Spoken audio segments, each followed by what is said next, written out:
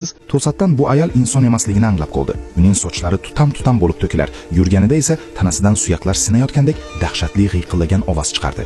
Qiz dahshatdan nafasini ichiga yutdi. Soyabon asta-sekin yuqoriga ko'tarilardi. U ortiga o'girildi va ayolning aqldan ozgandek o'sib, ulkan maxluqqa aylanayotganini ko'rdi. Qiz vahimada soyabonini yopdi. Bu manzara shu qadar qo'rqinchli ediki, uni joyida qotirib qo'ydi. Maxluq ayol tikilib turardi. Qiz esa hech narsani sezmagandek o'zini tutishga majbur edi. U asabiy ravishda bir bahona to'qib ketishga urinib ko'rdi. Nafasi tezlashdi, qadamlari beixtiyor jadallashdi. Ammo ko'p o'tmay ortidan og'ir qadam tovushlari eshitildi. Qiz qo'rquv bilan ortiga qaradi va maxluq tez yaqinlashayotganini ko'rdi. Endi u sovuqqonlikni saqlay olmadi. Qichqirgancha oldinga yugurdi. Uning chinqirg'i chiroqlar sotadigan do'kon egasining e'tiborini tortdi. U tashqariga chiqdi va aynan shu paytda qiz yugurib kelib uning orqasiga yashirindi. Qo'li bilan tor ko'chadagi maxluqni ko'rsatdi. Ajablanarlisi shundaki, do'kon egasi yaqinlashayotgan maxluqdan zarracha ham qo'rqmadi.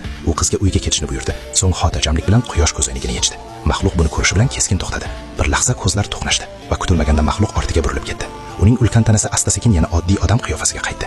Ertasi kuni kechqurun qiz do'konga qaytib, uni qutqargani uchun minnatdorchilik bildirdi. Do'kon egasi jiddiy ohangda ogohlantirdi. Agar kelajakda g'alati odamlarni uchratsang, hech narsani payqamaganingni ko'rsat. Hatto ularning g'ayri-tabiiy belgilarini ko'rsang ham butunlay e'tiborsiz qoldir. Qiz bu maslahatni yodida saqladi. U burilib ketmoqchi bo'ldi, ammo ko'nglida bir savol tug'ildi. Agar do'kon egasi qo'rqmagan bo'lsa, demak u o'zi qim edi.